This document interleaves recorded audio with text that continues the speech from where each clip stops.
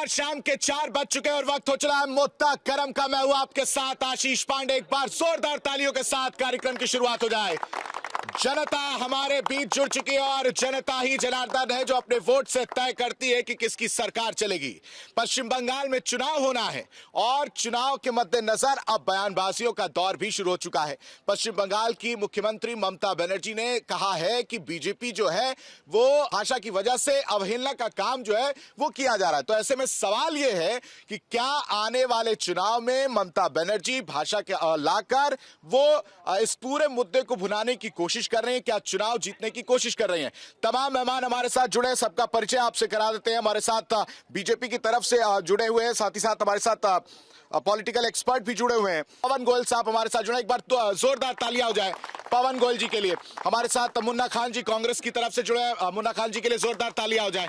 साथ ही साथ हमारे साथ जुड़े संजय कृष्ण जी पॉलिटिकल एक्सपर्ट के तौर पर, बहुत स्वागत है सर आपका। हमारे साथ professor Ajay Roy political expert के तौर पर जुड़े, एक बार जोरदार तालियां हो जाए। और उसके बाद से सवालों का सिलसिला शुरू करेंगे और सबसे पहले जनता के बीच जाएंगे और समझेंगे कि आखिर जो ममता बनर्जी ने कहा है वो इस पूरे मामले को कैसे देखते हैं। सबसे पहले ममता बनर्जी का एक बयान सामने आता है। दरअसल ये पूरा मामला जो है वो 21 फरवरी का है। 21 फरवरी को ममता बनर्जी पहुंचती हैं और कहती हैं कि जो बीजेपी है वो भाषा के आधार पर लोगों को बांटने का काम कर रही है। घुसपैठिए शब्द का जो यूज किया जा रहा है उससे अवहेलना किया जा रहा है बांग्ला का, यानी पश्चिम बंगाल का। आप क्या कहेंगे, क्या वाकई भाषा के आधार पर लोगों को बांटने का काम किया जा रहा है? यहाँ की जनता तो बटी बटाई है और जो अब नेताओं को पूरी पब्लिक को ये करना चाहिए, वो चाहे धर्म के आधार पर चाहे जाति के आधार पर। अब हमारी सरकारें, बीजेपी अभी तक लग रहा था धर्म के आधार पर बांट रही है, लेकिन जब से यूसी बिल लागू हुआ है, होने वाला है, इन्होंने पेश किया आगे। आधार पर भेदभाव हो रहा है क्या वाकई? महाराष्ट्र को ध्यान रखिएगा। भेदभाव तो होता ही है सर, भेदभाव कहा जा रहा है। कौन करता हुआ नजर आ रहा है? जो घुसपैठिए शब्द यूज किया जा रहा है क्या वो सही है या गलत? वो तो सही घुसपैठिए तो वही है, इसके इनकार नहीं किया जा सकता। ठीक है, तो भाषा के आधार पर भेदभाव हो रहा है क्या आप मान रहे हैं? वो तो भाषा के आधार पर भेदभाव हो रहा है? जाति का भी भेदभाव हो रहा है। एनर्जी लाइए, भाषा के आधार पर भेदभाव हो रहा है क्या? तो जोर से बोलिए, हो रहा है? हाँ, हो रहा है। भाषा के आधार पर भेदभाव हो रहा है। ठीक है, बीजेपी का रुख करते हैं। सर देखिए, आरोप तो आप ही पर लगा है सबसे पहले कि केंद्र और जो बीजेपी की सरकार है वो भाषा के आधार पर भेदभाव करती हुई नजर आ रही। जो घुसपैठिए शब्द है उसको लेकर नाराजगी जो ममता बनर्जी ने जताई है। देखिए, ममता बनर्जी की नाराजगी बिल्कुल ठीक है। चुनाव आते हुए जिस हिसाब से वो देख रहे हैं कि उनके राज्य में चुनाव में हार का सामना करना पड़ेगा, उन्होंने भाषा शब्द को चुनाव से जोड़ दिया है। जबकि उनको जोड़ना किस चीज से चाहिए था? उनको जोड़ना चाहिए था सड़कों से, उनको जोड़ना चाहिए था मेट्रो से, उनको जोड़ना चाहिए था रेलवे से, उनको जोड़ना चाहिए था एयरवे से, एयरपोर्ट से, उनको जोड़ना चाहिए था प्लेन से, उनको जोड़ना चाहिए था गलियों से, उनको जोड़ना चाहिए था पानी के कनेक्शन से, उनको जोड़ना चाहिए था बिजली से। आज भी अगर भारत की बात करें, भारत के अंदर 36 राज्य हैं। ऐसा क्यों होता है कि पश्चिम बंगाल के अंदर हिंदू ही मारे जाते हैं और हर चुनाव में मारे जाते हैं?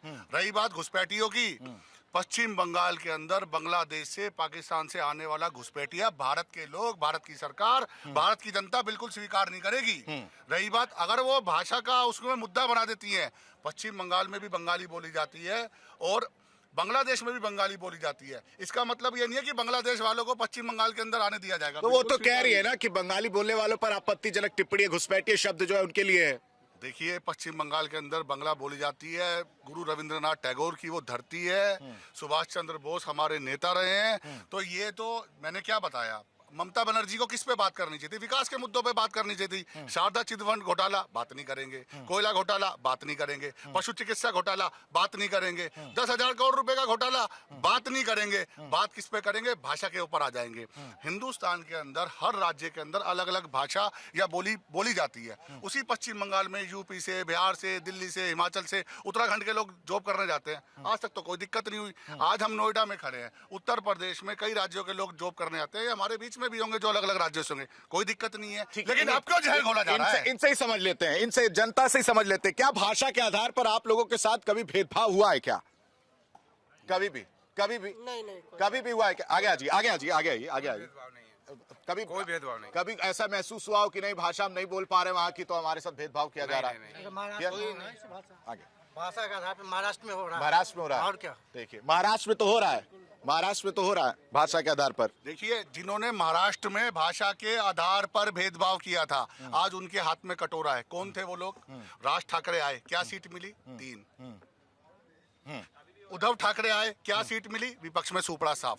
शरद पवार आए, सुपड़ा सरवा, सुपड़ा साफ।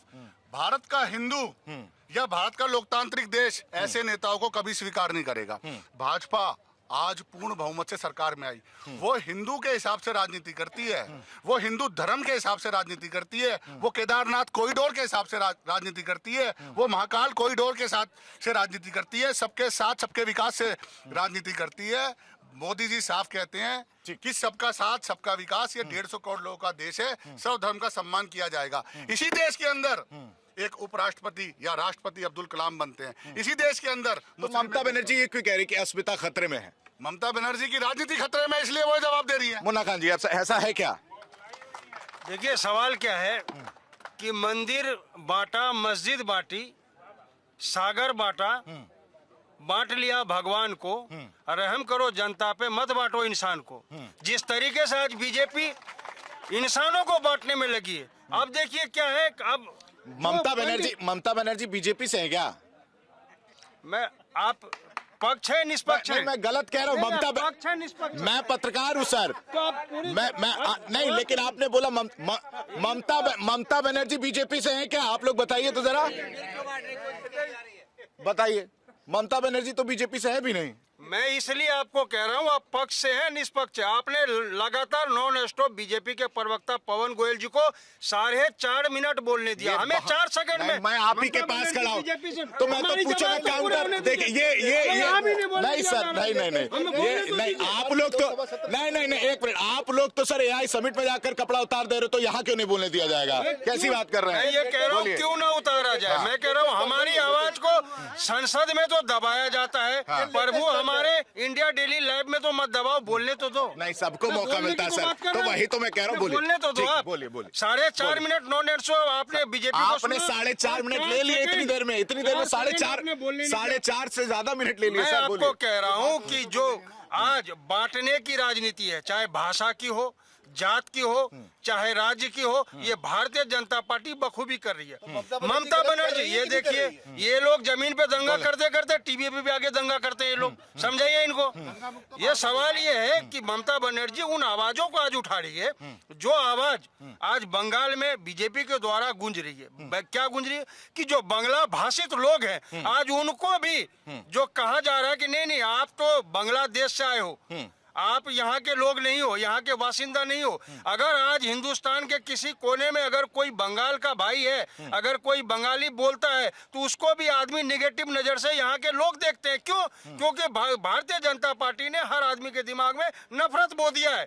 इसलिए क्योंकि जो भी आगे बांग्लादेशी बोल रहे नहीं घुसपैठिए होंगे। अरे घुसपैठिए कैसे है वो? आप घुसपैठिए आ रहे हैं तो 50 किलोमीटर का बॉर्डर का दायरा, 10 सेकंड 50 किलोमीटर बॉर्डर का दायरा केंद्र सरकार के अधीन है और केंद्र में भारतीय जनता पार्टी की सरकार है। तो बताइए घुसपैठिए कैसे आ रहे? और दूसरी बात, झारखंड का चुनाव हो, मित्रों घुसपैठिए आ गए, बिहार के चुनाव है, घुसपैठिए आ गए, चुनाव खत्म, घुसपैठिए खत्म। अरे फिर ये घुसपैठिए जाते कहाँ है? गुजरात चले जाते हैं ये जाते कहाँ घुसपैठिए? नहीं, ठीक, बहुत अच्छा सवाल पूछा इन्होंने। कहा कि बाढ़बंदी करनी चाहिए, जो मैं समझ पा रहा हूँ ना, घेराव करना चाहिए ना। जो अगर मुझे इतना बता दीजिए। नहीं, देखिए अब यही दिक्कत है। आप मुझे बताओ कि अगर मैं आ रहा हूं, मुझे आप बताओ, अगर पास आइएगा, मुझे आप बताओ, अगर आपके जमीन से लगा हुआ कोई घर है और अगर आप कह रहे हैं कि मैं नहीं उसको कवर करने दूंगा, नहीं ढकने दूंगा, जबकि आपको सुप्रीम कोर्ट ने तक कह दिया है, तो आप क्या कर रहे हैं? राजनीति नहीं कर रहे हैं तो क्या कर रहे हैं? कर रहे हैं ना। ममता बनर्जी क्यों नहीं उस जमीन पर वो कर रही है? बताइए। जो ममता बनर्जी को करना चाहिए, जो जमीन देनी चाहिए बाढ़बंदी करने के लिए, वो क्यों नहीं करने दे रहे? वहां से घुसपैठिए तो आ ही रहे, आसाम से आते थे, अब तो आप बांग्लादेश को लेकर सामने आ रही है बातें। अगर मैं कहूंगा, आप कहोगे नहीं ममता बनर्जी के पक्ष में बोला जा रहा है। आप गूगल पे सर्च कीजिए, 4 बार बंगाल सरकार के द्वारा लेटर दिया गया कि जो बाढ़बंदी है उसका लगभग आधे किलोमीटर का दायरा जो सीमित है उसको पहले घेरा जाए, क्योंकि वहां से पानी का रिसाव और घुसपैठिए की संभावना है। बाकी आप अपना जिधर से तारबंदी करना आप कर ले। लेकिन एन मौके पे चुनाव, जब बंगाल में चुनाव है, तो वहां पे बाढ़बंदी की याद अमित शाह जी को आ रही है, वो क्यों नहीं घेरा पहले? केंद्र में किसकी सरकार है? आज कह रहे ममता बनर्जी घेरने नहीं दे रहा। अरे ममता बनर्जी कैसे नहीं घेरने दे रहा? राज्यपाल जी वहाँ मौजूद है, राज्यपाल बीजेपी का आदमी है, क्या राज्यपाल जी नहीं कर सकते? राज्यपाल का दिन नहीं आता क्या? कानून नहीं कहता राज्यपाल का दिन आता है? चलने की बात कर, केंद्र से जाते हैं सीबीआई के लोग, उनको बंदी बना लिया जाता है। आईडी के लोग जाते हैं, उनको बंदी बना लिया जाता है। ईडी के लोग हैं, उनको बंदी बना लिया जाता है। टेंशन में आ गए। ठीक है, ठीक है। इनको याद आ रहा है ऐसे सब पकड़े जाते हैं, ऐसा पकड़े जाते हैं। कभी कभी स्लिप ऑफ टंग होता है मुन्ना जी, ऐसे नहीं पकड़ना चाहिए। ये हो जाता है ना, वैसे हो जाता है कभी, बस वैसे हो जाता है। तो देखिए इसमें ये है कि यहाँ से कुछ भी भेजा जाता है, उनको वहाँ काम करने दिया जाता नहीं है। और आप कहते हैं कि जमीन ये खुद क्यों नहीं एक्वायर कर लेते? कैसे कर लेंगे आप? वहाँ ममता बनर्जी इतने 3 टर्म से बैठी है, जमीन क्यों नहीं दे पा रही है घेराबंदी करने के लिए? उसको अपने देश की फिक्र नहीं है। आज की डेट में भाषा के दौर पर उसने देखा कि महाराष्ट्र में कुछ राजनीति चल रही है, कुछ तमिलनाडु में चल रही है, तो एक नया कार्ड सर, जनता हमारी बहुत जरूरी है। जनता के पास जा रहा हूं मैं, जनता से समझूंगा। देखिए मैं तो सीधा एक चीज समझता हूं कि क्या नहीं भाषा के आधार पर चुनाव होना चाहिए क्या? नहीं, भाषा के आधार पर चुनाव नहीं होना चाहिए। लेकिन मैं मुन्ना खान नहीं, ये मुद्दा भाषा का मुद्दा होना चाहिए। एक बात मैं पूछना चाहता हूँ कि 1947 में तो ना तो बीजेपी थी और ना मोदी थे, ना अमित शाह थे, लेकिन उस टाइम धर्म के आधार पर देश का बंटवारा हो कैसे गया था? ठीक है। अगर बंटवारा भी हुआ था तो उसमें होना चाहिए था, बिल्कुल हो जाना चाहिए था ये कि ये इधर रहेंगे तो इधर ही रहेंगे और ये इधर रहेंगे तो इधर ही रहेंगे। ठीक है, ठीक है। और कोई सवाल? और कोई सवाल? और कोई सवाल? बहुत बड़े सवाल आप पूछना चाहेंगे? ठीक है, तो भाषा के आधार पर भाषा एक मुद्दा बनता हो जा रहा है और आपसे उनके सवाल का जवाब ले ले। देखिए 1947 में हमारे दोस्त ने बहुत सही कहा कि बीजेपी थी नहीं, लेकिन बीजेपी की जननी जनसंघ थी, जो भारत बंटवारे में जिसका अहम रोल था। ये बीजेपी के प्रवक्ता जवाब देंगे। अरे कैसे बात कर रहे, रोल नहीं था? जो बैठक हुई 1937 में पहले बैठक हुई, उस टाइम गोलवलकर ने कहा कि देश जो है धर्म के आधार में बंटने चाहिए, तो मैं देश की आजादी में साथ लूंगा। तो ये सवाल, देश के बंटने का सवाल सबसे पहले गोलवलकर ने उठाया। आज भारतीय जनता पार्टी के प्रवक्ता जवाब नहीं दे पा रहे, तो उसमें कांग्रेस का कोई रोल, कोई योगदान नहीं है। आवाजें अगर उठी देश बंटवारे की, तो सबसे पहली आवाज भारतीय जनता पार्टी की जननी जनसंघ की थी। जनसंघ ने आवाज उठाई। ठीक है। सवाल एक एक करके आ रहा हूँ। पश्चिम बंगाल में मैं नौकरी किया हूँ। पश्चिम बंगाल एक मिनट सर, एक मिनट। सवाल है, मैं ड्यूटी किया हूँ। एक मिनट पहले आप अपना नाम बताइए। वशिष्ठ दुबे, मैं अयोध्या से। दुबे जी, किससे सवाल है आपका? किससे लेना चाहेंगे? पॉलिटिकल एक्सपर्ट से या टीएमसी से? पॉलिटिकल। टीएमसी नहीं, हमारे पास माफ कीजिएगा, हमारे साथ बीजेपी कांग्रेस भी है। जॉब करता था, वहाँ पे जॉब करते हुए जो ममता बनर्जी की आपने बात किया, सबसे भ्रष्ट सरकार उनकी है। वो क्यों है मैं वही बता रहा हूँ। मैं वहाँ कंपनी से हटा दिया गया। मैं क्यों हटाया आपको? हटाया गया कि आप लेट हो गए थे 2-3-4 दिन ड्यूटी में, ठीक है, इसलिए हटा दिया गया। लेट होने पर हटा दिया गया। अरे फिर वहाँ पे सीपीएम पार्टी के लीडर है। कभी ऐसा महसूस हुआ कि भाषा जो है आप नहीं बोल पा रहे हैं? नहीं, मैं तो बंगला बोलता हूँ। अच्छा, और अगर कभी वहाँ पर जो हिंदी बोलते थे, हिंदी भाषी लोग हैं, उनके साथ कैसा रवैया रहता था? सही रहता था, वहाँ पे सब सही रहता था, बिल्कुल सही रहता था। फिर ममता बनर्जी क्यों आरोप लगा रही हैं? मैं गया वहाँ, मैं सीपीएम पार्टी के लीडरों से मिला, उन्होंने बोला कि ठीक है मिल जाएगा। वो पैसा ले लिए, कह रहे हमें क्यों करबो, भुट्टा बिक्री करो खान। बताइए मुन्ना खान जी, बताइए। नहीं, भुट्टा बिक्री नहीं, वो उनकी बात नहीं सुना आपने। हाँ, मुझे ठीक है, नहीं सुनिए मेरी बात सुनिए। वो ये कह रहे हैं कि वो नौकरी का वहाँ पर करते थे और सबसे भ्रष्ट सरकार है। मैं कह रहा हूँ, भ्रष्ट सरकार बोला है उन्होंने। मैं कह रहा हूँ ये जनता है, दर्शक है, ये इन्होंने कहा कि मैं 3-4 दिन लेट हो गया तो हमें नौकरी से निकाल दिया। इसका ये मतलब है कि वो सरकार लापरवाही नहीं है, लापरवाह नहीं है। वो भुट्टा बेचो, वो लापरवाही नहीं है। नहीं, जब देश के अरे प्रधान तो अच्छा रोजगार का इंतजाम करते, क्यों गलत कह रहा हूँ मैं? बताइए। अब हमें जवाब देने दोगे? अरे सर कहीं पे आप माइक पकड़ लीजिए, आप ही बोलते रहिए। अगर आपको लग रहा है कि मैं ना टोकूं तो आपके हिसाब से चले, आप ले लीजिए माइक। जवाब दे रहा हूँ ना। उनके जीएम ने कहा भुट्टा बेचो तो 2 मित्र को बहुत दिक्कत आई, लेकिन देश के प्रधानमंत्री एजुकेटेड लोगों से, युवाओं से कहा कि जाकर के वो पकोड़े तलो। तो कितनी बुरी बात है, लेकिन उन बातों पे चर्चा नहीं है, उन बातों पे इनका जवाब नहीं है। प्रधानमंत्री कहते हैं पकोड़ा तलो, ये बहुत अच्छी बात है, वो रोजगार हो गया। लेकिन 4 दिन लेट की वजह से जीएम ने हटाया, सही किया। और इसका जवाब लेते हैं। बताइए, प्रधानमंत्री पर आरोप लगा सीधा। तो कांग्रेस का काम सर आता हूं आपके देखिए, कांग्रेस का काम क्या है? सिर्फ आरोप ही तो लगाना। ये प्रधानमंत्री मोदी जी को जब 115 बार कांग्रेस और उनके सोनिया गांधी जी, राहुल गांधी जी, मल्लिकार्जुन खड़गे, उनके बेटे 115 बार गालियां बक सकते हैं, मौत का सौगादार कह सकते हैं, गंदी नाली का कीड़ा कह सकते हैं, एक आतंकवादी से तुलना कर सकते हैं, तो ये आरोप क्यों नहीं लगा सकते? इसीलिए देश की जनता ने कांग्रेस के हाथ में कटोरा दे दिया है और भारतीय जनता पार्टी के हाथों में सरकार दे दी है। सब धर्म का सम्मान यहाँ पर होता है। रही बात 1947 में एक प्रश्न उठा था कि धर्म के हिसाब से चलो, ठीक है। 70 साल कांग्रेस राज में रही, 70 साल। हाँ, सवाल ले आ रहा हूँ, इन लोग को भी जाना है, मुझे लग रहा है बहुत जल्दी में। बताइए, भारतीय जनता पार्टी हमारे उत्तर प्रदेश में योगी की सरकार है, योगी जी की सरकार है।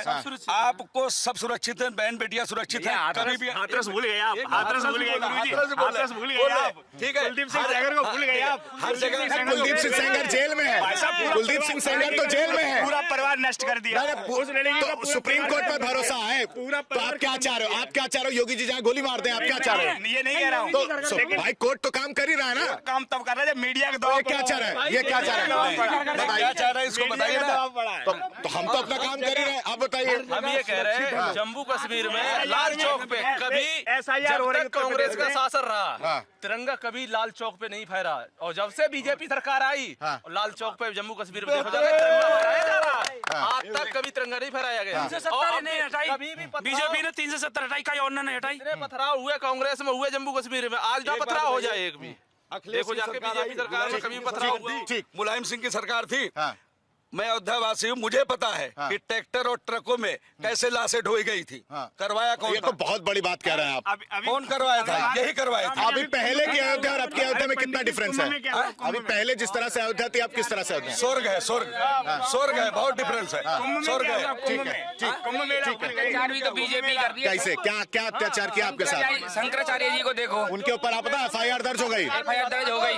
ये तो ब्राह्मणों के खिलाफ बहुत सख्त वो कर रही है। शंकराचार्य जी हमारे जो सनातन धर्म, शंकराचार्य पर यौन शोषण का आरोप लगा है। हमारे सनातन धर्म के राष्ट्रपति है, प्रधानमंत्री हमारे सनातन धर्म के। सीधा सीधा सीधा होनी भी चाहिए उनपे। शंकराचार्य लायक थोड़ी है। शंकराचार्य का भी पद किसने दे दिया उनको? जो गए वो हत्या की, किसने दे दिया? हत्या की बात करते हैं। FIR हो गई।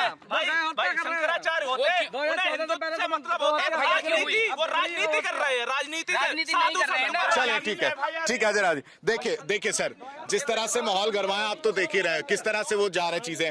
ठीक है, आप बताइए पश्चिम बंगाल में भाषा को लेकर किस तरह से ये पूरा चुनाव जो है, क्या वो वक्त आ गया कि आप भाषा के आधार पर चुनाव लड़ेंगे? और ये क्या नैरेटिव सेट करने की कोशिश की जा रही ममता बनर्जी की तरफ से? ये निश्चित रूप से, ठीक है, निश्चित रूप से ये एक नैरेटिव की जैसे ही देखा जाएगा, क्योंकि भाषा निश्चित रूप से आत्मा है, मगर विकास हमारा भविष्य है।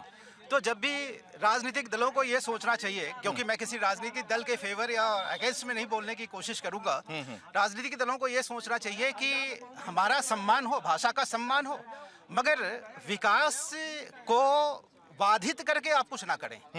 अब क्या है कि वेस्ट बंगाल में जैसा हो रहा है अभी, कि लगता है कि ममता जी कुछ अपना नैरेटिव ही सेट कर रही हैं, क्योंकि उनके पास अब कोई मुद्दा रह नहीं गया और विकास के लिए कुछ कर नहीं रही है, कर नहीं पा रही हैं। बड़ा आरोप लगा रहे हैं सर आप। जी हाँ। एक्चुअली क्या है कि वो सारे लोग यही बात बोलेंगे, और जो हकीकत नेताओं का क्या, देखिए भारत क्या है, अनेकता में एकता की देश है ना? ताकि हर तरह के लोग हैं यहाँ, हर भाषा के लोग हैं, हर जाति के लोग हैं, हर धर्म के लोग हैं, और हमारा विश्वास है कि सबों को लेके, जैसे नरेंद्र मोदी जी ने एक नारा दिया कि सबका साथ सबका विकास, मगर सबका साथ सबका विकास में भी थोड़ा सा क्या होता है कि फिर जो इनके फॉलोवर्स हैं या जो लोग हैं उसकी एक अलग व्याख्या कर देते हैं। तो वो अलग व्याख्या नहीं होनी चाहिए, सबों का साथ और सबों का विकास के साथ ही हमारा आगे बढ़ेगा। मगर अब मैं देखिए अभी तत्काल ममता बनर्जी कह रही है अस्मिता खतरे में। नहीं, अस्मिता, देखिए भाषा से अस्मिता जरूर जुड़ी है, क्योंकि एक कहावत है कि लैंग्वेज वो खतरे में है या नहीं सर? नहीं, बिल्कुल नहीं। तो वो इस तरह का बयान क्यों दे रही है? ये दे रही है क्योंकि वो चाह रही है कि भाषा के नाम पे लोगों को पोलराइज किया जाए, और मुख्य रूप से जो घुसपैठिया हैं वो तो निश्चित रूप से एक बहुत बड़ा ही भारत के लिए एक बहुत बड़ा चैलेंज है, और घुसपैठिया जो है वो हमारा हक ले रहे, तो हमारा हक हम ही को मिले, चाहे हम किसी भी जाति विशेष धर्म के हों, ये हक हमको मिलना चाहिए, वो किसी दूसरे को नहीं मिलना चाहिए। और ठीक है, एक मिनट आप सुनिए मेरी बात सुनिए, बहुत मैं बहुत देर से सुन रहा हूँ। आप मुझे बताओ आपका नाम क्या है? सुनील कुमार। क्या समस्या है, मतलब क्या आपको तकलीफ है जो लगता है कि आपके साथ नाइंसाफी SIR हो रही है उत्तर प्रदेश में, मेरे नाम नोटिस आया है। आपको नहीं लग रहा है SIR होनी चाहिए? नोटिस आया है, हाँ, तो नोटिस में मुझे जात प्रमाण पत्र देना पड़ रहा, तो हमारा वहाँ फॉर्म तो आप नहीं दे सकते क्या समस्या है? आप इस देश के नागरिक हैं, आपको लगता है क्यों मांग रहे हैं ऐसा? भाई इतनी सारी क्यों मांग रहे हैं? इसलिए जात प्रमाण पत्र क्यों मांग रहे हैं? आ रहे जवाब दे देते हैं आपको इसका।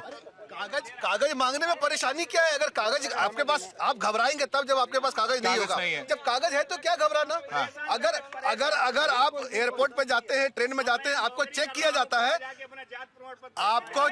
जाता है, इसका मतलब ये थोड़ी कि आपको चोर कहा जा रहा है। चेकिंग करना इज नॉट आपको चोर कहा जाना। चेकिंग करना एक ड्यूटी है जो कि होनी चाहिए। भाई दर्शक पे गुस्सा रहे हो, उनसे आज पेपर मांग रहा है, तू अपने दुख जता रहे। 12 साल से तो देश की जनता प्रधानमंत्री से पेपर मांग रहा है, कहाँ दिखा रहे पेपर? वो आज उनसे पेपर मांगा जा रहा है। पहले देश के प्रधानमंत्री पेपर दिखाए ना। किस चीज का पेपर मांग रहा है? अरे भाई जो कहते हैं हमने ग्रेजुएट की, वो भी ऐसी जो पूरे विश्व में कहीं यूनिवर्सिटी है ही नहीं, उसके पेपर मांग रहे हैं, आज तक दिखाए नहीं। 12 साल से देश की जनता पेपर मांग रही है, मुझे ना। ठीक है, वो पेपर दिखाए ना। ठीक है, बताइए। अब ये तो वहां से सवाल आया और मुझे लगता है इन्होंने जवाब दिया और फिर इन्होंने एक और सवाल दाग दिया कि भैया प्रधानमंत्री पेपर दिखा दे। मतलब पेपर दिखाने की समस्या है। मैंने क्या बताया? कांग्रेस, देखिए कांग्रेस के पास अभी भी अलायंस के साथ कांग्रेस के बहुत सारे राज्य हैं, लेकिन उन राज्यों की तरफ से जो आवाज जनता की तरफ से आ रही है ना कि कांग्रेस सरकार उनको अभी नहीं चाहिए। जैसे कर्नाटक का आप एग्जांपल ले लीजिए, हिमाचल का आप एग्जांपल लीजिए, तेलंगाना का आप एग्जांपल ले लीजिए। कांग्रेस के पास जो बचे कुचे स्टेट बचे हुए हैं, अगर उसमें विकास कर लेते ना तो प्रधानमंत्री मोदी जी पे आरोप लगाने की इनको जरूरत नहीं पड़ती। आप ये राहुल गांधी 9वीं फेल लालू प्रसाद यादव के बेटे के साथ तो अलायंस कर सकते हैं। राबड़ी देवी जो चौथी फेल थी उनके साथ नहीं, सवाल दागा आपने, सवाल जवाब तो बनता है। अब ये कह रहे हैं कि तेजस्वी यादव 9वीं फेल। अरे भाई वो सीना ठोक के कह रहा है मैं 9वीं फेल हूँ, लेकिन जो 8वीं पास नहीं है वो कह रहा है कि राजनीतिक मैट्रिएट ग्रेजुएशन की डिग्री हमारे पास है, जो पूरे विश्व में कहीं नहीं है। वो छिपाने की क्या जरूरत है? आज देश की जनता पूछ रहे हैं, एक बात पूछता हूँ बताओ न मोदी जी, छुपाओ न मोदी जी, डिग्री कहाँ है दिखाओ न मोदी जी, बताओ डिग्री। देखिए भारतीय जनता पार्टी सीना ठोक के कहती है हमने सड़क बनाए, हमने स्कूल बनाए, हमने कॉलेज बनाए, हमने मेट्रो बनाए। डिग्री मांग रहे हैं। हाँ, मैं जवाब दे रहा हूँ, इसी का उत्तर है ये। देखिए अगर आप भारतीय जनता पार्टी की बात करेंगे ना, वो डिग्री किस चीज में देंगे? 12 किलोमीटर से 35 किलोमीटर सड़क डिग्री देंगे, 10 लाख करोड़। अच्छा, मैं यहाँ एक चीज कहना, अगर ये सब चीजें सही है तालियां बजाते रहिएगा और नहीं है तो मत बजाएगा। हाँ, पता चल जाएगा। हाँ, आप सड़क से कंपेयर कर लीजिए। आप 14 लाख करोड़ एलपीजी के कनेक्शन थे, आज 36 करोड़ हैं। आप उसमें कंपेयर कर लीजिए। 74 एयरपोर्ट थे, आज 157 एयरपोर्ट हैं। आप 5 राज्यों में मेट्रो थी, आज 20 राज्यों में मेट्रो है। आज 46 लाख करोड़ ऐसे लोगों के खाते खुले हैं जनधन में, आप उन पे बात कर लीजिए, उन पे बात नहीं करेंगे।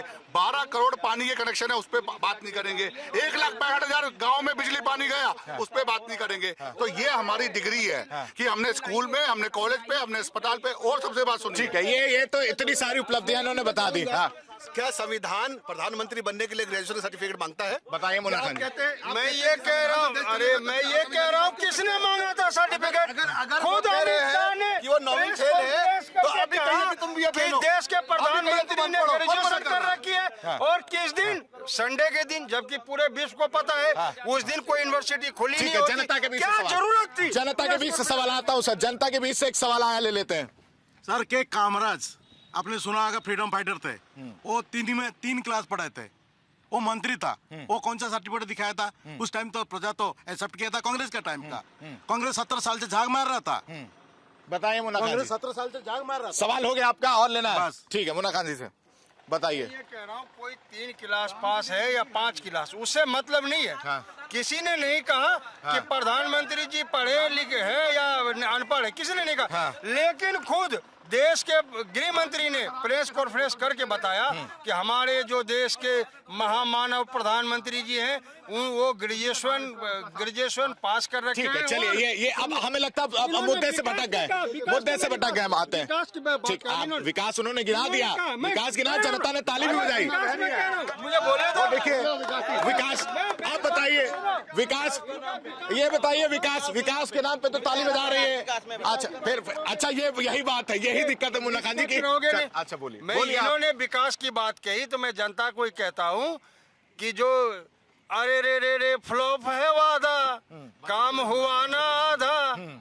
अरे सुन तो लो, अरे रे फ्लॉप है आधा, काम हुआ ना आधा, जनता बेचारी मजबूर है, कमाई कम टैक्स है ज्यादा, ऊपर से बोझ महंगाई का लाधा, अच्छा, जनता बेचारी मजबूर है। इनको पूछे कि इनको टैक्स की बात हुई, जीएसटी 28 बार बदला हुआ। जो देश के प्रधानमंत्री को समझ में नहीं आया, देश के प्रधानमंत्री को समझ में नहीं आया, जीएसटी में 28 बार बदलाव किए गए, तो व्यापारी को क्या समझ में आएगा? ये देखिए इस तरीके के भाषा इनके, ये गलत वाली भाषा। चलिए देखिए, सबसे बड़ी बात तो मैं कांग्रेस के मुन्ना खान का स्वागत करना चाहूंगा, उन्हें धन्यवाद देना चाहूंगा कि इन्होंने मान लिया कि राहुल गांधी पप्पू है। मैंने उनका फिर वही बात आ गए आप लोग सर। नहीं, पप्पू गलत तो बात बहुत है। सारे मुद्दे पे आई, उन्होंने कहा कि विकास कुछ नहीं हुआ, विकास आधा हुआ। उन्होंने कहा पूरा कविता सुना दिया, गाना सुना दिया। जिसको मीठी झील कहा वो निकली खाड़ी है, जिसको मीठी झील कहा वो निकली खाड़ी है। ये जवाब देगी जनता जो अभी इन्होंने कहा कि अच्छे दिन की उम्मीद तो अभी कुंवारी है। अच्छे दिन के में वाह, ठीक है, मैं समझ नहीं, मैं हमेशा आप ही बोलते रहेंगे। नहीं, भाषण अब भी जारी है, भारतीय एक हुआ ना, भाषण अब भी जारी है। और गद्दी पे बैठे हो तुम, बोलो किसकी जिम्मेदारी है? कथनी और करनी में कोसों दूर है, कोसों दूर कथनी और करनी में इनकी बारी है। ये बताए कि जो अभी 9 करोड़ युवा बेरोजगार है, वो किसकी जिम्मेदारी है? सर अगली बार हमारे चैनल में कवि सम्मेलन होता, मैं बुला लूंगा, तो मुझे लगता है आपको अवार्ड दिलवा देंगे। अभी वो माहौल नहीं है, अभी वो माहौल नहीं है। विकास के नाम पर सुनिए, एक मिनट रुक जाओ। विकास हुआ है या नहीं हुआ है? हुआ है जी, हुआ है, बिल्कुल हुआ है। क्यों नहीं हुआ है? आप बताइए मुन्ना जी, अब तो इधर देख भी नहीं रहे वो। हमारी कंपनी में बोर्ड लगा। हाँ जी सर, विकास के बारे में कौन कहना चाह रहा है? मैं, हाँ जी सर, विकास इतना हुआ है, देखो मेरी 2 बेटी हैं, ठीक है, और मैं उनको यहाँ पढ़ा नहीं पा रहा हूँ। तो हमारी इन्होंने बीजेपी ने एक कोई योजना निकाली है प्राइवेट स्कूलों में पढ़ने के लिए, ठीक है। तो हर एक साल में 5 या 15 सीट निकलती हैं। तो हमने उसमें फार्म भरा, हमारी दोनों बेटियों का फार्म आया है, ठीक है। उसके बाद फिर हमने राशन भरा है, 1 महीने में राशन आ गया, ठीक है। उसके बाद फिर हमने गैस का भरा है, गैस भी आ गया 1 महीने में। बताओ क्या विकास नहीं है हमारे लिए? एक बार देखो ईमानदारी से नहीं, विकास क्या था? 1 रुपया से 14 पैसा आता था जनता के खाते में। आज डीबीटी के माध्यम से जनता के खाते में चाहे 2000 आ रहे हैं, तो 2000 पूरा आ रहा है, तुरंत रिमोट दबाया जा रहा है, 1 मिनट में आ जा रहा है। तो आज वो है पेट में दर्द, तो यही सी बात का है ना कि डायरेक्ट क्यों जा रहा है भैया जनता के लिए पैसा। और जीएसटी पी चिदम्बर साहब लाए थे, ये जीएसटी बीजेपी नहीं लाई थी। विकास की बात हो रही थी, विकास की सारे, मुझे लगता है मुन्ना खान जी जो है, आप मत कहिएगा कि मैं आपके पास नहीं आ रहा हूँ। हाँ मैं जान रहा हूँ, आ रहा हूँ, मैं आपके पास आ रहा हूँ। देखिए जिस तरह से आरोप लग रहे हैं, विकास की बात हो रही तो विकास का जवाब मिल गया है, लेकिन मुद्दा तो वही है ना कि अगर पश्चिम बंगाल में चुनाव होने हैं तो क्या ये सही समय आ गया है ममता बनर्जी का कि अब भाई साहब कुछ भी हमारे पास मुद्दा नहीं बचा, अब इसको ला देते सामने? जी जा, वो अपने मुद्दे ही के लिए ऐसा कर रही हैं। वरना क्या होना चाहिए था कि विकास के मुद्दे पे ही चुनाव लड़ना चाहिए था। वो चाहे किसी पार्टी के लोग हों, और जनता को भी विकास के मुद्दे पे ही इलेक्शन में पार्टिसिपेट करना चाहिए। वरना क्या होगा कि ऐसे ही तुष्टीकरण और तरह तरह की चीजें और इमोशनल चीजों को उजागर करके लोग वोट लेंगे और जनता को गुमराह करेंगे। क्या भावनात्मक मुद्दे जो वोट बदल देते हैं इसी वजह से? हाँ निश्चित, क्योंकि देखिए ये जो लोकतंत्र है, लोकतंत्र पढ़े लिखे लोगों के लिए है, और हमारे यहाँ जो लोग पढ़े लिखे तो हैं, मगर क्या है अभी भी वो काफी हद तक बहुत चीजों में पिछड़े। तो जब भी कोई जात की बात आती है, जब भी कोई धर्म की बात आती है, जब भी कोई भाषा की बात आती है, क्षेत्र की बात आती है, तो उसमें वो भावनात्मक रूप से जुड़ के इमोशनल कार्ड, ठीक है, इमोशनल कार्ड खेल करके जो है वोट पतोड़ने की कोशिश की जा रही है। ठीक है, आ रहा हूँ। आप सबसे ज्यादा परेशान हो, देखिए अजय राय साहब तो कह रहे हैं कि ये जानबूझकर भाषा वाला लाया गया इसीलिए। इमोशनल कार्ड तो देश के प्रधानमंत्री ने गुजरात चुनाव में खेला था, आपको शायद याद होगा कि मित्रों, मारो इज्जत तो पानी में जाचो, मारो जिताओ, 2017 की बात है। इमोशनल कार्ड किसने खेला था? ममता बनर्जी ने ऐसा नहीं कहा। उन्होंने कभी ये नहीं कही कि हम इमोशनल कार्ड खेल रहे या हमें जात में वोट दे दो, बंगाली होने के नाते वोट दे दो। वो साफ कह रही है कि अगर हमने विकास किया है, अगर हमने 5 सालों से राज्य को शांतिपूर्ण तरीके से चलाया है, युवाओं पे अगर हमने ध्यान दिए है, व्यापारियों पे ध्यान दिया है और राज्य को समेट करके रखा है, तो आप मुझे वोट देना। साफ शब्दों में कह रही है वो। तो न हिंदू की बात, न मुसलमान की बात, न शमशान की बात, न कब्रिस्तान की बात, किसी तरीके की बात नहीं कर रही है। देखिए विचारधाराओं की लड़ाई है। हमारे राष्ट्रीय नेता राहुल गांधी जी यही तो कह रहे हैं कि विचारधारा विचारधारा की लड़ाई, एक विचारधारा जो पूरे देश को पिरोना चाह रही है, जो गंगा जमनी तहजीब में लाना चाह रही है, और दूसरी विचारधारा हर घर में नफरत, हर घर में बंगाल का चुनाव कैसे लड़ते, बंगाल का चुनाव लड़ते हुए कैसे आएंगे? मैं कह रहा हूं बंगाल में जितनी मर्जी ताकत लगा ली, जिस तरीके से 2022 में देश के 24 मुख्यमंत्री और सारे मंत्री, देश के प्रधानमंत्री और देश के गृह मंत्री ने लगातार 1.5 महीने तक वहां डेरा डाला। तो ये तो अच्छी चीज है ना। अच्छा, आप लड़ाई लड़ेंगे, मुझे बताइए, मैं सुन ही रहा हूं तब से, आप मुझे बताइए, अगर आप कहीं लड़ाई लड़ेंगे तो आप पूरे लाव लश्कर और पूरी तैयारी के साथ जाएंगे ना, क्या अकेले लड़ लेंगे? मैं ये कह रहा हूँ आप पक्ष है निष्पक्ष है? अरे मैं निष्पक्ष हूँ सर। तो आप प्रधानमंत्री के बारे में एक शब्द भी कहा कि प्रधानमंत्री सबके हैं या सिर्फ बीजेपी? प्रधानमंत्री सबके हैं भाई। तो जब फिर राज्य में जाकर के क्यों कहते हैं दीदी और दीदी, दीदी और दीदी क्यों कहते हैं? तो आप लोग के साथ, आप लोग के साइड से क्या कभी देश के प्रधानमंत्री ने कहा इस तरीके का किसी राज्य के इस तरीके की भाषा किसी भी राज्य के मुख्यमंत्री? कांग्रेस किस तरह की भाषा इस्तेमाल करती है आपको पता है? कांग्रेस नहीं, इमरान मसूद क्या बोलते हैं आप मुझे बताने का जरूरत नहीं है सर। जवाब देना बहुत जरूरी है। मुन्ना खान जी कह रहे हो प्रधानमंत्री सबके हैं, तो बीजेपी का काम क्यों करें? आप कांग्रेस के प्रवक्ता है तो अपने घर का काम छोड़ दिया क्या आपने? साग सब्जी नहीं लाते? लाते हैं ना भाई साहब, घर का काम करते हैं कि नहीं? देखिए भाषा, उदाहरण दे रहे मुन्ना जी, उदाहरण दे रहे, उदाहरण। आपकी बात हो रही है, प्रधानमंत्री की बात नहीं हो रही है, आपकी बात हो रही है। साग सब्जी लाने बिल्कुल नहीं, आपको भेज रहा हूँ, प्रधानमंत्री को नहीं। को साग सब्जी लाने भेज रहे हैं, प्रधानमंत्री को साग सब्जी लाने भेज रहे हैं। प्रधानमंत्री ऐसे की तो बात नहीं है बीजेपी के। नहीं, हम प्रवक्ता नहीं है, हम उदाहरण दे रहे हैं कि जैसे वो प्रधानमंत्री देश के हैं उस तरह से भाजपा के भी कोई हैं, तो उसका काम करना उनका कर्तव्य है, जैसे कि आप अपना घर का काम करते हैं। इसमें क्या गलत है? मुझे भी पास, इसके बाद आपके पास है तो इनका सवाल लेकर आऊंगा। ले लो, एक ही सेकंड, सारा टाइम आप ही ले लो। नहीं, मित्र हमारे शांत रहिए। नहीं, मैं दे रहा हूँ इसीलिए टाइम, बाद में कहेंगे आप निष्पक्ष नहीं है। देखिए नहीं, सुनिए, मैं सही कह रहा हूँ कि नहीं कह रहा हूँ? सुन लीजिए, देखिए ममता बनर्जी बंगाली है जी, और वहाँ काली है जी। काली को देखा कैसे, कैसा ऐसा, ऐसे सीने पर लात रख करके ऐसे करेगी वो, इसीलिए वहाँ बीजेपी खाली है जी, वहाँ चलेगी नहीं विचारधारा। एक सवाल का जवाब खान जी से, ममता बनर्जी के साथ अलायंस हो रहा है कांग्रेस का, साथ लड़ेंगे आप लोग? कितना डिफेंड कर रहे हो? नहीं, साथ लड़ने की नहीं, हम तो सच्चाई के साथ खड़े।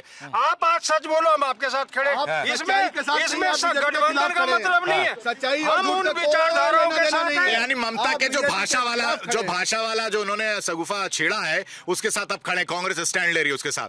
नहीं, कोई भी अपने राज्य का, जैसे आप स्टैंड ले रहे हैं या नहीं ले रहे, बस इतना बताइए। नहीं, स्टैंड की बात नहीं है, नहीं, स्टैंड की बात नहीं है। उन्होंने बात कर रहे हैं, मैं आपको कह रहा हूँ, आप सुनिए तो, हर राज्य के मिजाज अलग होते हैं और हर राज्य का चुनाव अलग होता है। आप बिहार की तुलना कर दे तो, अरे अभी आपने कहा ना जो सही है उसके साथ खड़े रहेंगे, तो वो सही है या नहीं? लास्ट में एक बार और पूछता हूँ आपसे, फिर आप घुमा फिरा के वहीं आ गए। लास्ट में एक बार देखिए नहीं, फिर वही मुन्ना खान जी, फिर आप वहीं आ गए। नहीं, आप मुझे इतना बताइए, उस भाषा के साथ खड़े हैं जो उन्होंने मुद्दा बोला है, उससे खड़े आप? मैं उसी पे जवाब दे रहा हूँ। आप पक्ष है निष्पक्ष है? मैं निष्पक्ष हूँ। तो आप सुनिए 2 मिनट। मैं आप ही को सुनता रहूँ, ये जरूरी नहीं है। नहीं, सवाल आप बाजी बोलेंगे नहीं, मैं जबरदस्ती कैसे आपको सपोर्ट करूँगा? नहीं, जवाब सुनिए। मैंने कहा कि हर राज्य के मिजाज अलग होते हैं और हर राज्य का चुनाव अलग होता है। अगर आप बिहार की बात करें तो बिहार में नीतीश कुमार ने अरे हर राज्य का नहीं, गलत बात कर रहे हैं। नहीं, आप मुझे बताइए, एक मिनट, आप मुझे बताइए, आप मुझे यह बताइए कि अगर ममता बनर्जी ने भाषा वाला मुद्दा उठाया उसके साथ आप स्टैंड करते हैं? नहीं, सिंपल है, हाँ या ना बोलना है। अब इस पे कहानी और इस पे आप कविता क्यों सुनाएंगे? नहीं, क्यों यहाँ ऑब्जेक्टिव क्वेश्चन लगा, यस या नो कीजिए। Obviously जवाब देना चाहता, आप सुनिए। इतनी देर से आप जवाब ही तो दे रहे हैं सर। आप बोलने कहाँ दे रहे, आप तो माइक बार अप डाउन कर रहे हैं। आप सुनिए, हर राज्य के मिजाज अलग होते हैं और हर राज्य का चुनाव अलग होता है। बिहार का चुनाव हुआ तो बिहार में नीतीश कुमार जी ने कहा यहाँ बिहारी का काम है, बाहरी का नहीं है। तो हर राज्य के मुखिया अपना अपना ऑप्शन देते हैं। तो स्वाभाविक आज अगर बंगाल में चुनाव है तो ममता बनर्जी कहेगी कि आज जो यहाँ बंगाली के स्वाभिमान की लड़ाई है, बंगाल में बंगाली जो जिस तरीके से राज्य को चला रहा है वो दूसरा नहीं चला पाएगा। मैं भी यही पूछ रहा हूँ, जो भाषा वाला रुख है ममता बनर्जी का, उससे सहमत है या नहीं? भाषा का तो कोई इसमें जब सवाल ही नहीं है। बात खत्म हो गई, अब वो बात खत्म हो गई। देखिए, अब मैं जब इनसे डायरेक्ट पूछ रहा हूँ तो वही कविता सुना देंगे और निष्पक्ष की नहीं है। वही बात, जो भाषा वाला बयान उन्होंने दिया उससे सहमत है या नहीं? अब ये क्या नहीं, ट्रैप मुझे वो फंसा के रखा हुआ वो इमोशनल नहीं सर, मेरा काम सुनिए, नहीं आरोप नहीं आरोप नहीं, ठीक है, नहीं गलत बात है, नहीं एक मिनट रुकिए, आप दोनों रुकिए। अगर मुझे सवाल पूछना और मेरे सवाल का जवाब नहीं मिलेगा तो मैं घंटों ने 2 घंटे खड़ा रहूंगा, चाहे वो आप हो चाहे ये वो। तो मेरे और मैं सुने और ना ही पक्ष और ना ही निष्पक्ष वाली बात जो आप पूछ रहे हैं बार बार, उसका जवाब ये है कि सर मैं हाँ नहीं, आप नहीं तय करेंगे, वो कौन तय करता वो मालूम है, छोड़ दीजिए। नहीं ठीक है, देखिए ये हमेशा होता है कांग्रेस के साथ कि जब उनके पास मुद्दे नहीं होते हैं तो सामने वाले पर सवाल उठा दो। देखिए, कांग्रेस मुक्त भारत हम नहीं कर रहे, बेशक भारतीय जनता पार्टी का नारा है, लेकिन कांग्रेस मुक्त भारत ये जनता कर रही है। क्यों? जब जनता को स्कूल मिल रहे हैं, जनता को हॉस्पिटल मिल रहे हैं, जनता को वाईफाई मिल रहा है, जनता को नेट सस्ता मिल रहा है, जनता को क्या बोलते हैं एयरपोर्ट्स मिल रहे हैं, जनता को एलपीजी। जनता को नहीं चाहिए, जनता को चाहिए। आपके बीच में नहीं बोल रहे थे, आपके बीच में नहीं बोल रहे तो मिल तो रहा है उसको गैस, वो बताइए वो गैस नहीं मिल रहा, आटा, अरे आटा मिल रहा है, गैस मिल रहा है, उनकी दोनों बेटियां पढ़ रही हैं और क्या मिल रहा है और क्या चाह रहे हैं आप? देखिए किसानों को इस उत्तर प्रदेश के अंदर भी 97,000 करोड़ की जगह 1,74,000 करोड़ का उनको योगदान मिला। 5 करोड़ लोगों को पीएम आवास योजना से घर मिले। जब जनता को डायरेक्ट बेनिफिट मिल रहा है, किसानों को 2,000 किसान निधि मिल रहा है, और जब किसानों को अच्छी खाद, अच्छा यूरिया, अच्छे सेंटर मिल रहे हैं, तो काहे भाजपा नहीं जीतेगी? भाजपा को वो जनता जिता रही है जिस जनता ने 70 साल कांग्रेस मुक्त भारत के साथ, कांग्रेस के भ्रष्टाचार के साथ देखा। आज 2014 से लेकर 2026 आ गया। मैं चैलेंज करता हूं कांग्रेस के प्रवक्ता को या इन पॉलिटिकल एक्सपर्ट को, मोदी जी के खिलाफ या भारतीय जनता पार्टी के खिलाफ एक आरोप बता दीजिए जिसमें घोटाला हुआ। सीधी सी बात है। और 1947 से 2013 तक खुद जिस गूगल को ये बाबा जी समझते हैं, 242 घोटाले 1947 से 2013 तक हो गए। तो मेरा चैलेंज है इंडिया डेली न्यूज पे आज कि सिर्फ एक घोटाले का नाम बता दीजिए। कहे जनता रे दादा बदन का हुआ बुरादा, कहे जनता रे दादा बदन का हुआ बुरादा, कथनी से करनी कोसों दूर है। सुनिए, अब मैं इसका जवाब जनता दे देगी। नहीं आप तब से 1 सेकंड ले चुके हैं। कथनी और करनी में अंतर है ये कह रहे हैं, मतलब कि जो बीजेपी ने कहा वो अच्छा ठीक है।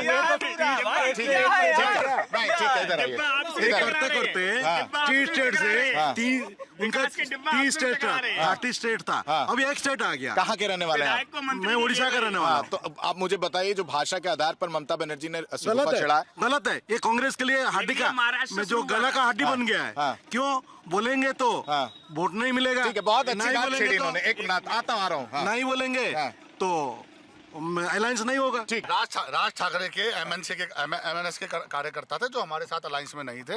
उद्धव ठाकरे भी हमारे साथ अलायंस में नहीं थे। उद्धव ठाकरे वही हैं जो बाला साहब ठाकरे के बेटे थे, और बाला साहब ठाकरे क्या कहते थे, मैं मर जाऊंगा लेकिन कांग्रेस के साथ अलायंस नहीं करूंगा। उनकी उस बात के ऊपर महाराष्ट्र के अंदर जब उद्धव ठाकरे ने कांग्रेस का हाथ भ्रष्टाचार के साथ किया तो उनका सुपड़ा साफ हो गया। तो भारतीय जनता पार्टी या उनके अलायंस में नहीं थे। कांग्रेस और कांग्रेस के अलायंस के लोग 115 बार ऑन रिकॉर्ड कैमरा पे अपनी रैलियों पे सबके सब मोदी और देश के प्रधानमंत्री को गाली बकते हैं। आप जितनी मर्जी गाली बक लो, तुम्हारे जीजा, तुम्हारे फूफा, तुम्हारे प्रधानमंत्री मोदी जी हैं देश के अंदर। नहीं, ये जीजा फूफा प्रधानमंत्री तो मेरे हैं, लेकिन जीजा और फूफा वाला तो मैं नहीं मैंने टोक दिया। नहीं, गलत बात है। नहीं सबसे शालीन इस समय जो है अजय राय जी बैठे हुए हैं हमारे साथ, उन्हीं से समझते हैं। सर देखिए, बैक टू बैक जो मैं समझ पाया वो यही कि आरोप प्रत्यारोप रख ले, मुन्ना जी जो है डिफेंड कर रहे हैं, लेकिन अपनी कविताओं से डिफेंड कर रहे हैं, है ना। और अब हम अगर ये समझने की कोशिश करें कि पश्चिम बंगाल में जैसे जैसे चुनाव नजदीक आ रहा है, क्या वाकई भाषा इतना बड़ा मुद्दा हो चुका है? क्योंकि महाराष्ट्र में भी तो तस्वीरें देखने को मिली थी ना। नहीं, मुझे नहीं लगता है कि भाषा इतनी बड़ी मुद्दा है। और जनता भी समझदार हो चुकी है। जनता निश्चित रूप से विकास के साथ जाएगी।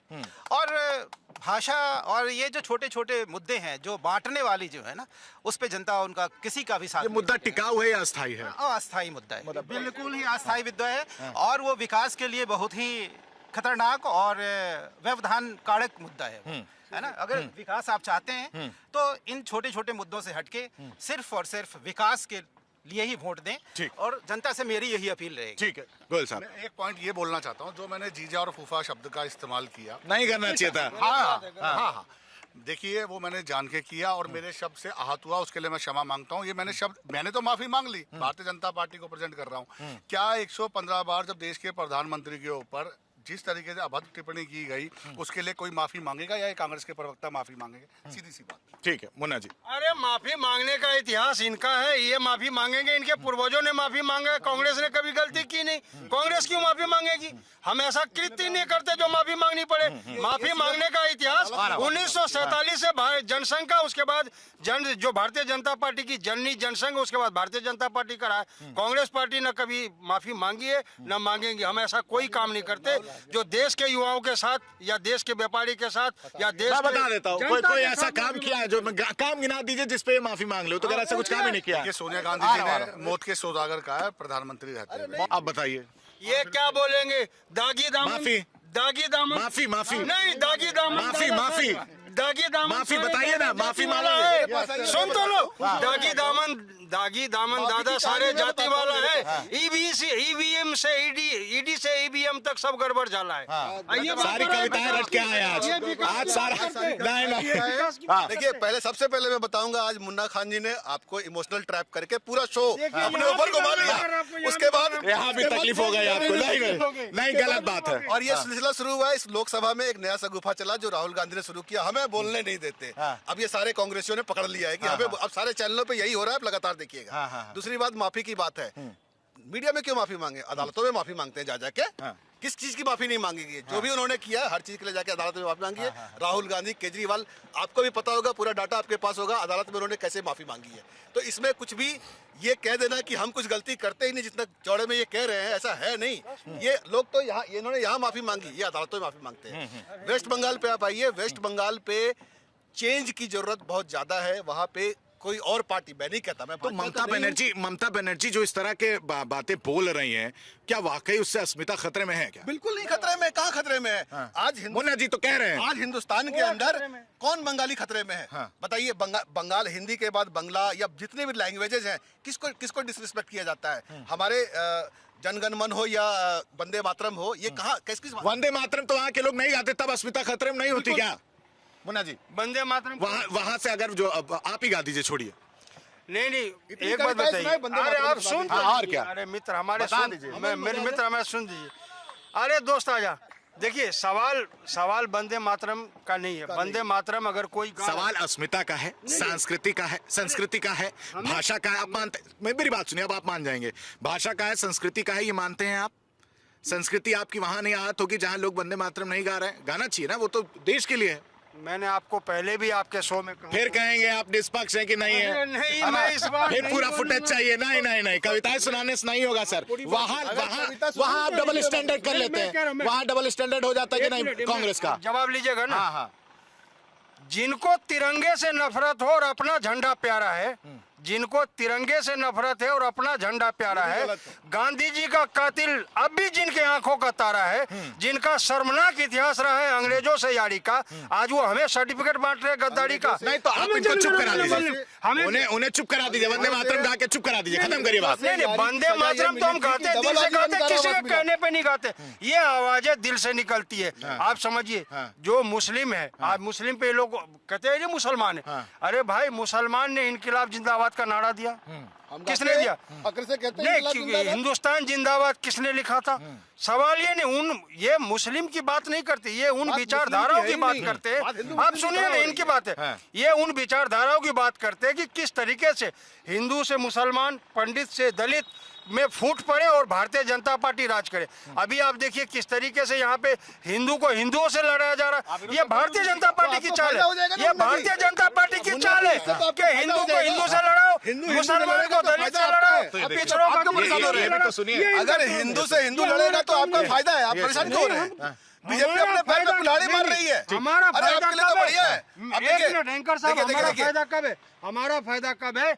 जब भारत के लोग एकजुट होकर के रहे। हमारा फायदा कब है? जब तो यानी विपक्ष एकजुट हो जाएगा ना, हमारा फायदा कब है? एकजुट मुद्दा उठाएंगे ना, आप एकजुट बिल्कुल, होगा। हमारा फायदा कब है? जब मौलाना, नेता कौन होगा? मैं कह रहा हूँ हमारा फायदा कब है? जब मौलाना शफीकुल इस्लाम के लिए वजू के पानी अगर पंडित मनमोहन जी लाए, हमारा फायदा कब है? जब मौलाना शफीकुल पंडित इनके लिए पूजे के लिए फूल लाए, हमारा फायदा तब है। हमारा फायदा लड़ाई में नहीं है, हमारा फायदा देश को एक करने में, देश को तरक्की करने में, देश को एक करने के, देश को तरक्की लाने में, युवाओं को एकजुट करने में, एकजुट करने में ये विश्वास कर रहे, लेकिन वंदे मातरम गाते हुए नजर नहीं आ रहे। वहां पर अस्मिता खतरे में नहीं होती है। ये डबल स्टैंडर्ड क्या कहता है? देखिए, डबल स्टैंडर्ड से पहले अगर हम पश्चिम बंगाल से शुरू हुए थे, वहाँ की बात कर लें, ज्यादा बेहतर होगा। राष्ट्रीय गीत और राष्ट्रीय गान गाने में नहीं, वहां पर मुस्लिम आबादी है ना सर, इसीलिए मैंने ये सवाल पूछा। वहां पर क्या संस्कृति आहत नहीं हो रही है ममता बनर्जी की? ममता बनर्जी की वहाँ आहत नहीं होती, क्योंकि अगर आपने देखा होगा तो एक बार दुर्गा यात्रा के लिए भी उन्होंने रोक लगा दी थी, अगर आपको ध्यान। अब तो बदल गया है प्रेम, अब तो हिंदुओं से प्रेम होता हुआ भी नजर आ रहा है। देखिए, राजनीति देखिए, मंदिरों की बात भी कर रही है, मंदिरों की बात कर रही है। अभी आपने मुन्ना खान जी से सुना होगा, काली माता मंदिर के लिए बात की गई थी। काली माता मंदिर पे मैंने दर्शन किए गए हैं। काली माता मंदिर एक सबसे बड़ा शक्तिपीठ मंदिर है पूरे भारत का। भगवान शिव पार्वती के 52 शक्तिपीठों में एक सबसे बड़ा विशेष है।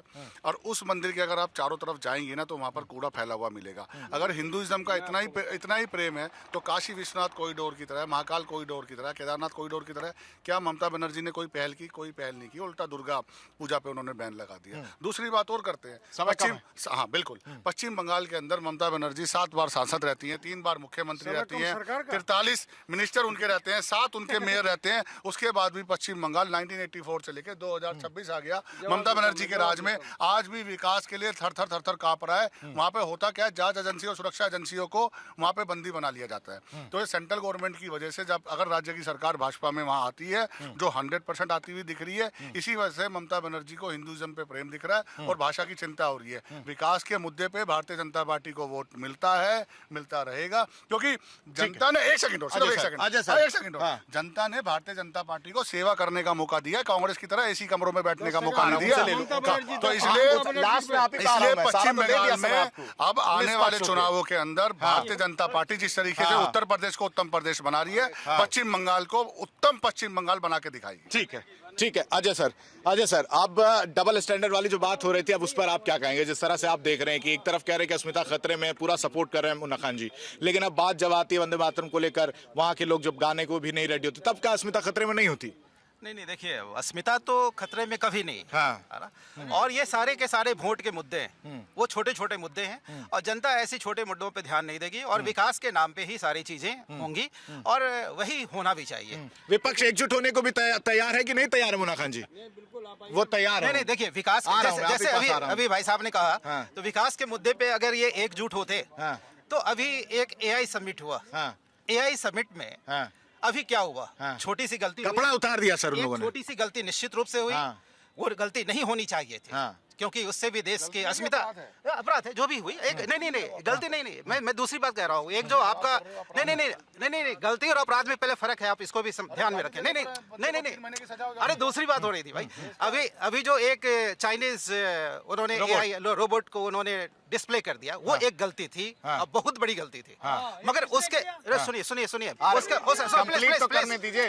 उसके बाद जो कुछ लोगों ने जो नंगा नाच किया, वो एक देशद्रोह था, और उसके पीछे सबों को एक साथ खड़ा होना चाहिए था कि देशद्रोह ना हो। मुन्ना खान जी खड़े हैं ना, जो उन्होंने कहा कि नंगा नाच किया है वहां पर यूथ कांग्रेस, तो आप खड़े हैं ना साथ में, गलत हुआ ना? देखिए, देश बढ़ाया जो विरोध कर रहे थे वो तरीका। अरे मैं यही तो कह रहा हूँ कि जो यूथ कांग्रेस के जो प्रदर्शन थे, उसी पे मैं जवाब दे रहा हूँ कि गंगा कहकर कुदा दिया वो गंदा नाला है। फिर शायरी आप मार रहे हैं, आप सुन रहे, फिर कविताएं सुन रहे हैं। नहीं, आप मुद्दों से भटका रहे हैं सर, यही समस्या है। सवाल मैंने